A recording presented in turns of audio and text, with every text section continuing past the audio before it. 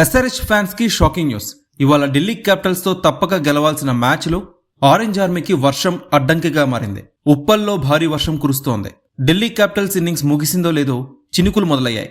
చూస్తూ ఉండగానే వాన పెద్దదైంది. ఈ వాన సన్ రైజ్ హైదరాబాద్ ఇన్నింగ్స్ కి అంతరాయం కలిగించేలానే ఉంది. అదే జరిగితే ఓవర్లు కోల్పోయే ప్రమాదం ఉంది. వాన తగ్గకపోతే ఈ మ్యాచ్ ని నిలిపివేసి ఇరు జట్లకి చెరొక పాయింట్ ఇస్తారు.